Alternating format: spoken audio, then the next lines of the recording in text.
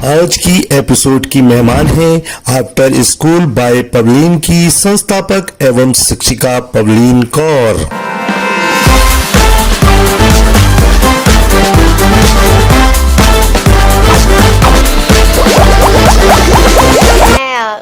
Schooling complete हुई थी तो उस समय में पापा की डेथ हो गई थी। तब मैं क्लास 12th में थी और भैया फर्स्ट ईयर में थे। तो उस टाइम पे थोड़ी सी फाइनेंशियल प्रॉब्लम्स और काफ़ी प्रॉब्लम्स हमने फेस किया। दोनों ने मिलकर ही साथ एक दूसरे का नहीं छोड़ा। तो फिर उसके बाद मैं घर पे मैंने ट्यूशन्स वगैरह लेनी शुरू करी अपना कि जो एक्टिविटीज़ है वो पूरी तरीके से हो नहीं पाती क्योंकि स्कूल में एजुकेशन बर्डन इतना ज़्यादा, एकेडमिक्स ही बच्चे करते रह जाते हैं। तो स्कूल के बाद 3-4 घंटे बच्चे ट्यूशन्स पढ़ते हैं, स्कूल का होमवर्क करते हैं, उसके बाद टाइम नहीं मिल पाता। तो मैंने एक ऐसा कॉन्सेप्ट सोचा आफ्टर स्कूल हल्द्वानी में मैं ही फर्स्ट थी जो मैंने स्टार्टअप किया। थैलेसीमिया ऐसा था कि जब मैं 6 महीने की थी तो 1994 में मैं पैदा हुई थी। फिर 6 महीने बाद मुझे डायग्नोस हुआ था, एक ब्लड डिसऑर्डर होता है थैलेसीमिया। ये थैलेसीमिया एक आपने बीमारी बताई, मेरे भी रोंगटे खड़े हो गए जिस तरह आपने बताया। तो हम चाहते हैं कि हम ये एक्सपीरियंस आपका खुद के ऊपर का है तो आप हमारे दर्शकों को थोड़ा बता दीजिए इस बीमारी के बारे में। मैं ये कहना चाहूँगी कि इस तरीके के खाली थैलेसीमिया नहीं, काफ़ी जेनेटिकल डिसऑर्डर्स होते हैं और हमारे देश में लगभग सिर्फ थैलेसीमिया से 15,000 बच्चे, 10 से 15,000 बच्चे हर साल जन्म ले रहे हैं। नमस्कार, मैं नीरू भल्ला और आप देख रहे हैं यूट्यूब पर समाचार सच। तो आज हमारे स्टूडियो में हमारे साथ मौजूद हैं पवलीन कौर। तो मैं थोड़े से उनके बारे में बताना चाहूँगी, उनके बारे में।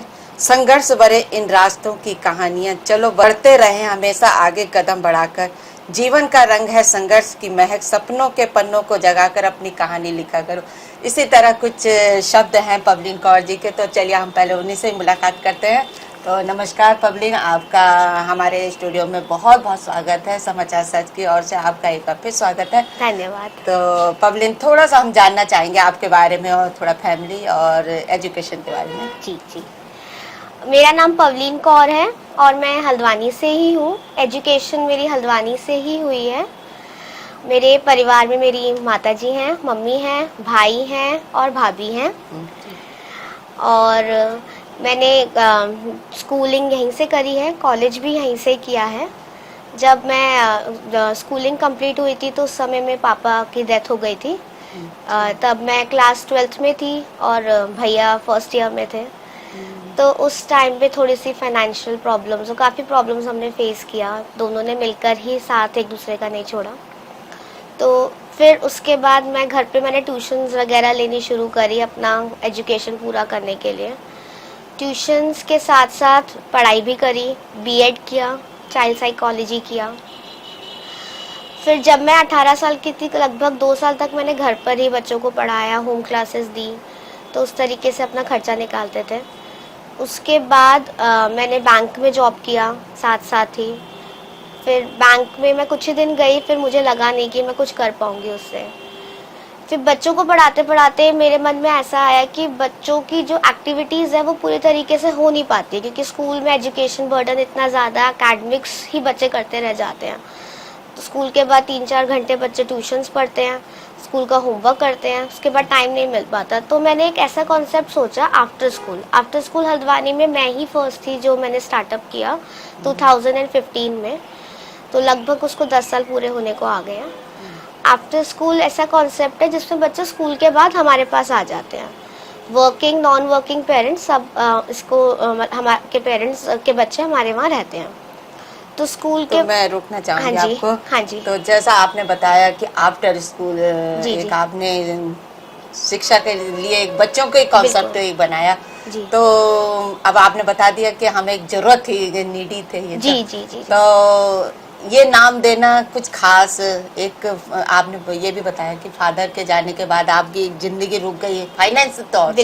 बिल्कुल। तो इस बीच का संघर्ष को लेकर आपने एक आफ्टर स्कूल खोला। जी। तो ये दिमाग में कैसे आया, क्योंकि अभी इतनी उम्र तो है नहीं है, क्योंकि एक समय होता है जैसा हम कह सकते हैं कि बिजनेस है ना। बिल्कुल। तो पहले तो थोड़ा उसके बारे में बताइए कि आपको क्यों लगा कि आपको ये खोलना चाहिए।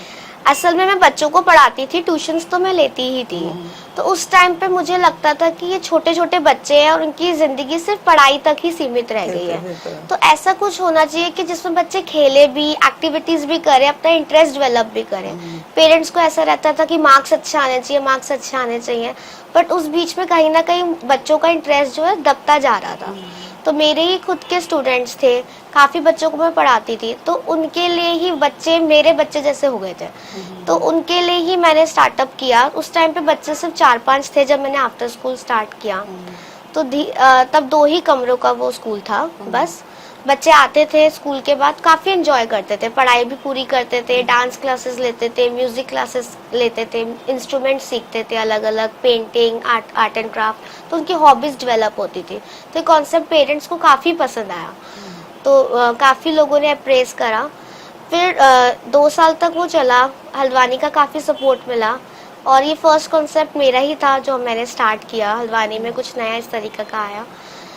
उसके बाद 4 साल बाद, कोविड से पहले 2017 में हमने इसको एक बड़े लेवल पर लेके गए।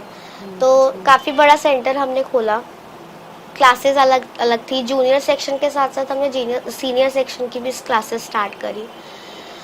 अभी रिसेंटली इस ईयर हमने उसको प्री स्कूल में भी कन्वर्ट कर दिया है। तो लंदन किड्स नाम से मैंने स्टार्ट किया है, जिसमें pre nursery, LKG, UKG classes रहती हैं, डे केयर भी है, और इवनिंग में आफ्टर स्कूल तो कंटिन्यूड ही है। जी जी जी। तो जो आपने मॉर्निंग में बताया और इवनिंग में, ये बच्चों की कैटेगरी क्या होती है? एज ग्रुप रहता है up to 5 years in morning, और इवनिंग में क्लास 8 तक। 8 तक। जी जी। अच्छा, जहाँ बच्चों का डेवलपमेंट होता है वही चीज जी आपने जी रखी हुई जी है। जी जी जी। तो ये स्कूल खोलने का कैसे, ये कॉन्सेप्ट कैसे आया आपके दिमाग में? आपने कॉन्सेप्ट बताया कि जी, जी, जी। मैं बच्चों को पढ़ाती थी। जी जी जी जी। तो लेकिन एक बिजनेस स्टार्ट करना, जैसे कि आपने शुरू में बताया कि मेरा जी, जी। जीवन बड़ा संघर्ष में बिल्कुल रहा है, बिल्कुल नहीं? बिल्कुल हालांकि फाइनेंशियल प्रॉब्लम बिल्कुल सब चीजें बिल्कुल हैं। बिल्कुल। तो जिंदगी में कुछ तो करना ही था, पर ये था कि जॉब तक चीजें नहीं पूरी हो पाती जॉब से। तो मेरा मन में यही था, बिजनेस फैमिली से थी, पापा का पहले ट्रैवल्स का बिजनेस हुआ करता था, फिर उनके जाने से पहले वो बिजनेस खत्म हो गया था। तो बिजनेस फैमिली से ही थे कहीं ना कहीं, तो बिजनेस स्टार्टअप करने में ही इंटरेस्ट था। तो उसी को मैंने देखते हुए, एजुकेशन फील्ड में मेरा इंटरेस्ट भी था, तो इसका स्टार्टअप किया। तो अभी उसको अच्छे लेवल तक लेके गए हैं, होपफुली आगे भी अच्छा रहे। बिल्कुल, जी जी जी।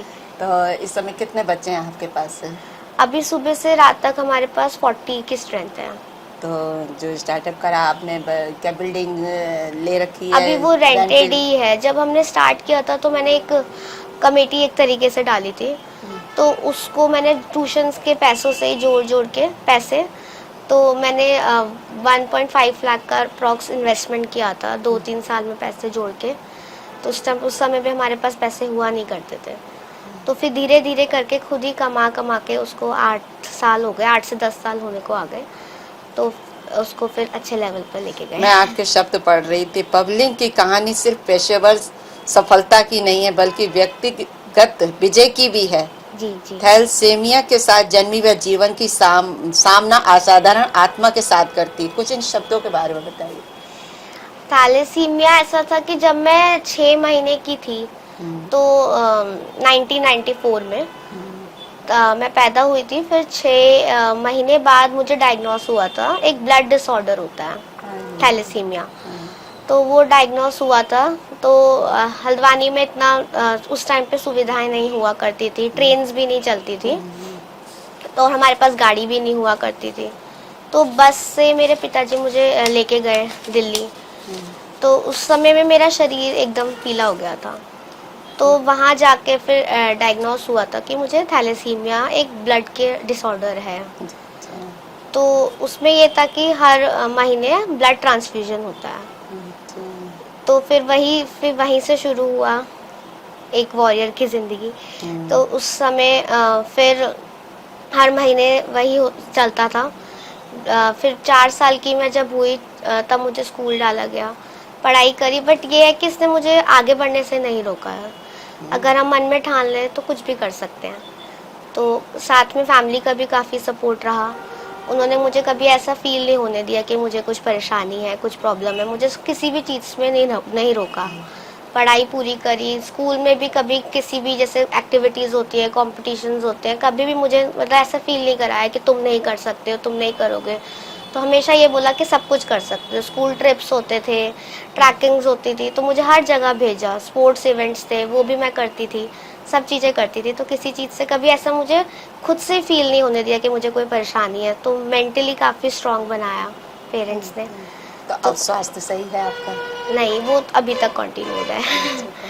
हाँ, थैलेसीमिया के वो एक जेनेटिक ब्लड डिसऑर्डर होता है जो माता पिता में होते हैं जीन्स। जैसे हमारे वहाँ होता है कि शादी से पहले कुंडली मिलाई जाती है, जीन्स नहीं मिलाए जाते। तो जेनेटिक टेस्टिंग अगर हो तो इस तरीके की बीमारियाँ प्रॉब्लम्स होने से उसे रोका जा सकता है। तो यही था।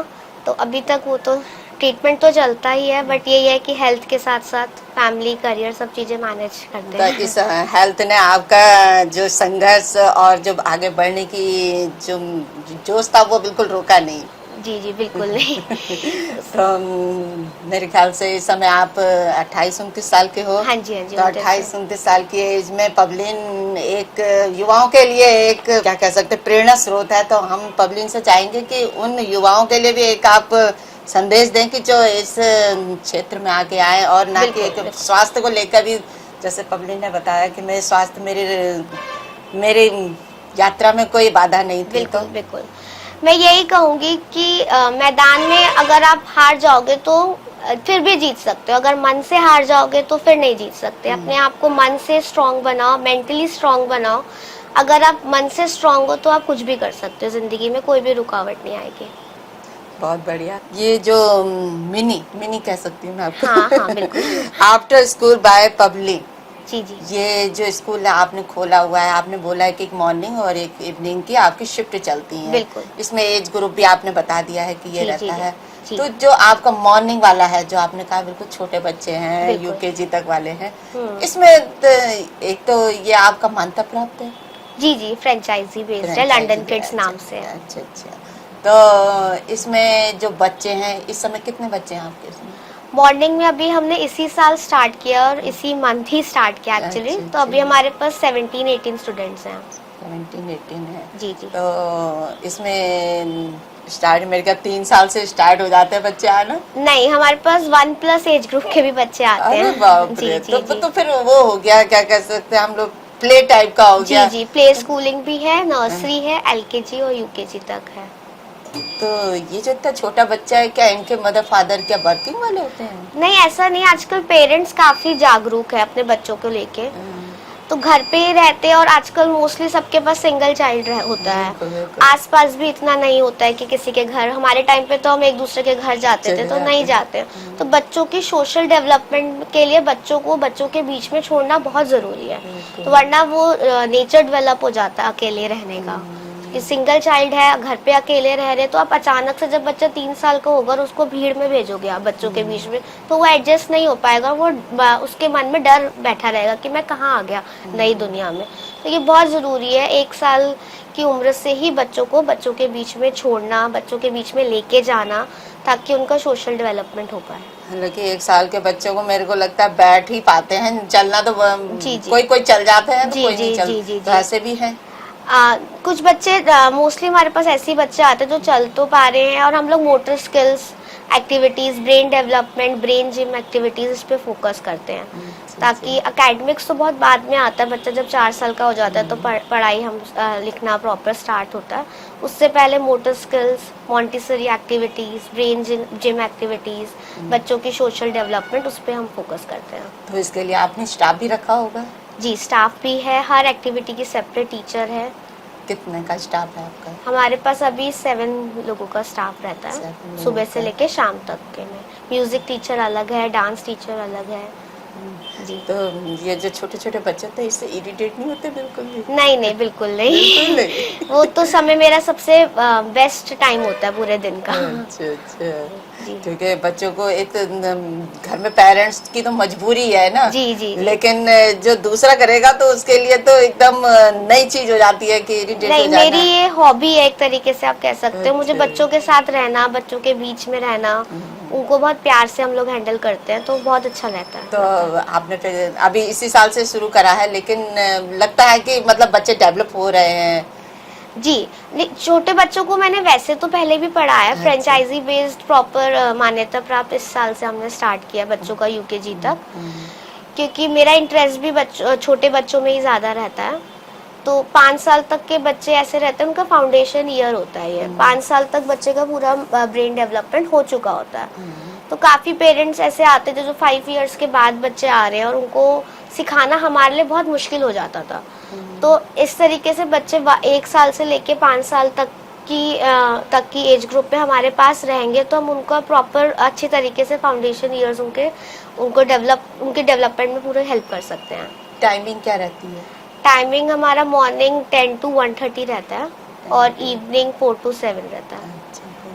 तो ये तो फिर वही हो गया कि जैसे स्कूल जाते हैं बच्चे, वही चीज हुई जैसा आपने कहा इस साल से हमने शुरू करा है। स्कूलिंग स्टार्ट तो इसमें जो आपने बोला कि जरूरी नहीं है कि वर्किंग ही मदर फादर हो, जी जी तो वो आते हैं छोड़ के चले जाते हैं, जी, जी। फिर उस टाइम लेने भी आते हैं। बिल्कुल बिल्कुल। तो इससे वो पेरेंट्स को लग रहा है कि उनके बच्चे ग्रोथ कर रहे हैं। बिल्कुल, पेरेंट्स बहुत अप्रिशिएट करते हैं, क्योंकि यूजुअली ऐसा कॉन्सेप्ट आपको कहीं नहीं मिलेगा जहाँ बच्चों को पर्सनली इतना हम लोग अटेंशन दे रहे हैं। स्कूल में भी प्रॉपर स्कूल अगर भेज दें छोटी एज ग्रुप में, वो भी रिस्की है, बच्चों पे बर्डन आ जाता है एकदम से, और इतनी सारी भीड़ में बच्चों को भेजना तो काफ़ी प्रॉब्लम रहता है। आजकल बच्चे भी थोड़े वीक रहते हैं, तो पेरेंट्स को काफ़ी पसंद आ रहा है कि 5 इयर्स तक हमारे बच्चे सेफ हैंड्स में हैं। और हमने देखा है ये छोटे छोटे बच्चे जो आजकल ये मोबाइल वाली बीमारियां लग गई हैं, बहुत ज़्यादा। तो वही गैजेट से दूर रखना बहुत ज़्यादा इम्पोर्टेंट है। उनकी ब्रेन डेवलपमेंट रुक जाती है एक तरीके से, अगर आपका पैदा होते ही पेरेंट्स फ़ोन दिखाते हैं खाना खिलाने के लिए, या उनको चुप कराने के लिए, या किसी तरह मतलब हमारा पीछा छोड़ दे, मोबाइल पकड़ा देते हैं। घंटों वो बच्चे लेके। मेरे पास ऐसे भी बच्चे आए हैं जिनको बचपन से मदर फादर वर्किंग है और फोन देख के ज्यादा टाइम तक बिठा दिया गया, तो उनकी स्पीच डिले हो गई है, उनकी डेवलपमेंट डिले हो गई है। तो बच्चे बोलना देर से सीखते क्योंकि आसपास उनसे बात करने वाला कोई नहीं है, बच्चे अकेले हैं घर पे। अब 3-4 साल का बच्चा हो गया तो हमारे लिए बहुत मुश्किल रहता है उसको दोबारा से उस ट्रैक में लेकर आना। तो फोन टीवी, मेरा यही मैसेज है सब पेरेंट्स के लिए, प्लीज मिनिमाइज कर दीजिए, कम से कम उसको बच्चों को उसका एक्सेस दीजिए, ताकि बच्चों की जो डेवलपमेंट है वो हैम्पर ना हो। बिल्कुल, क्योंकि साइड इफेक्ट ज्यादा हैं इसके, बहुत ज्यादा। बाकी साइड इफेक्ट्स तो और हैं, बट ब्रेन डेवलपमेंट एक बार रुक गई तो उसको ट्रैक में लाना बहुत मुश्किल होता है। जी, यूजुअली घर पे दादा दादी नाना नानी कहते हैं कि 3 साल का होगा तब उसको भेजना बाहर, अभी उसको घर पे ही रखो, उसका ध्यान रखो। बट मैं ये कहूँगी कि अगर आपका बच्चा अकेले है, वो बच्चों के बीच में नहीं रहता है, तो उसको 1+ एज ग्रुप से ही आप बच्चों के बीच में भेजना शुरू कर दीजिए, क्योंकि बच्चों का सबकॉन्शियस माइंड तब से ही डेवलप होना शुरू हो जाता है। तो एक बार को उसका नेचर डेवलप हो गया तो उसको चेंज करना बहुत मुश्किल है। तो आपने मिनी जैसा बताया कि ये तो आपके मॉर्निंग वाले बच्चे, और चीज इवनिंग वाले बच्चे हैं। ये इवनिंग वाले बच्चे जो है वो शुरू से जैसे आफ्टर स्कूल बाय पवलिन कंटिन्यूड था वैसे ही चलता है।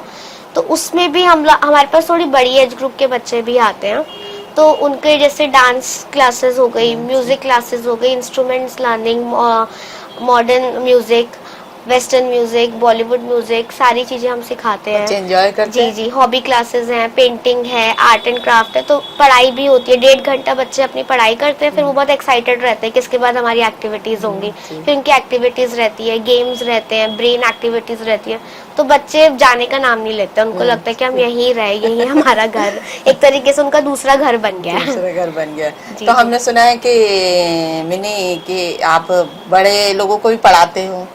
बड़े लोग भी आते हैं काफी मेरे पास, जो काफी नोन होते हैं, जिनको मैम आप पढ़ना, मैम मुझे हमें सिखा दो, हमें कुछ करना है, तो उनको हम पढ़ना भी सिखाते हैं।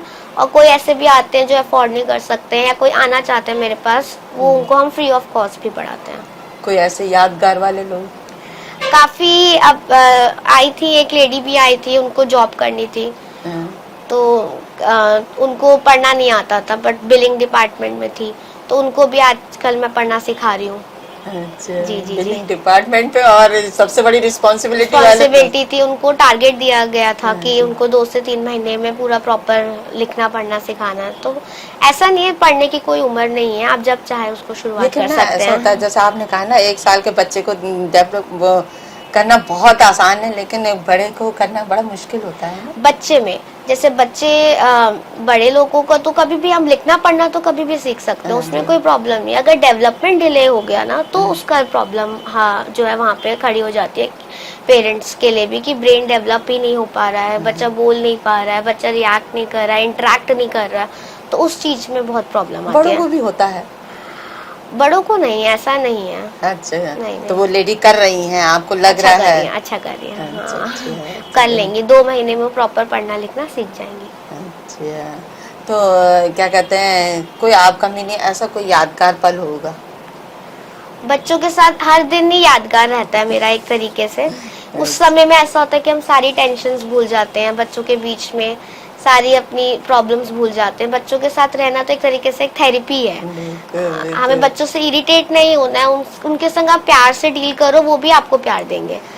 तो हम वैसे जी। कह सकते हैं मिनी को देख कर कि जब वो खुद इतनी प्यारी हैं, वो तो बच्चे भी उतने प्यार से ही हैंडल करती होंगी। तो मिनी, ये थैलेसीमिया एक आपने बीमारी बताई, मेरे भी रोंगटे खड़े हो गए जिस तरह आपने बताया। जी, तो हम जी। चाहते हैं कि हम ये एक्सपीरियंस आपका खुद के ऊपर का है, तो आप हमारे दर्शकों को थोड़ा बता दीजिए इस बीमारी के बारे में।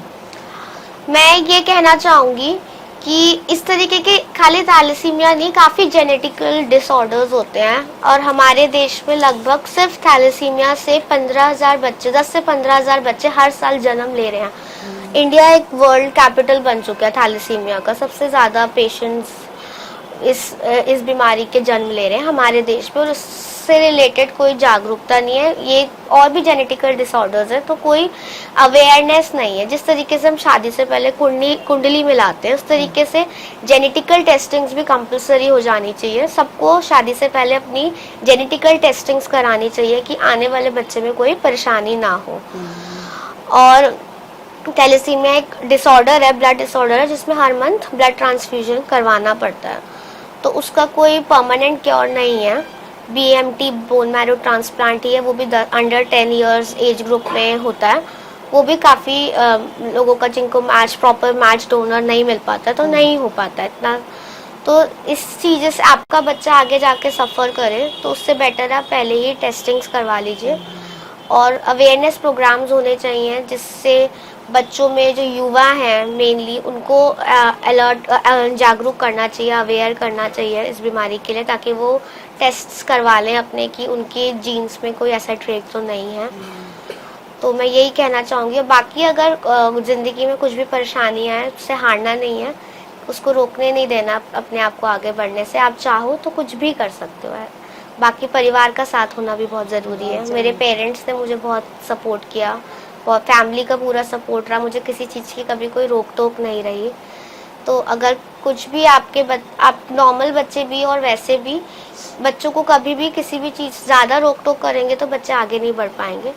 तो उनको फ्री छोड़ो, थोड़ा आगे बढ़ने दो। और बाकी थैलेसीमिया के लिए मैं यही कहूँगी कि अवेयरनेस प्रोग्राम ज़्यादा से ज़्यादा होने चाहिए, और लोगों को खुद को जागरूक करना बहुत ज़रूरी है, ताकि आगे जाके प्रॉब्लम्स ना फेस करनी पड़े। बहुत बढ़िया मिनी। तो हम चाहते हैं कि मिनी एक खुद युवाओं के लिए प्रेरणा स्रोत है, तो हम चाहते हैं कि इस क्षेत्र में आगे आने के लिए मिनी उन्हें क्या संदेश देना चाहेंगी?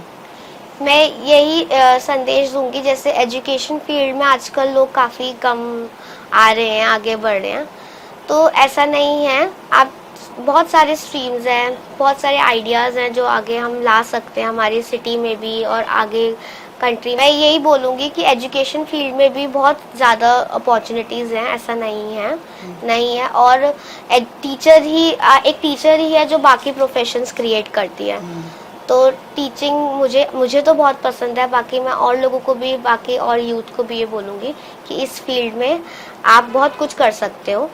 तो अगर आपका इंटरेस्ट है तो ज़रूर आगे बढ़ें। ऐसा मत सोचना कि प्राइवेट सेक्टर है, जॉब नहीं मिलेगी, प्राइवेट सेक्टर में काम बहुत है। आप इसको एज अ बिजनेस कॉन्सेप्ट, जैसे मैं एजुकेशन को लेकर आई, आप एज अ बिजनेस भी स्टार्टअप कर सकते हैं, ऐसा कुछ नहीं है।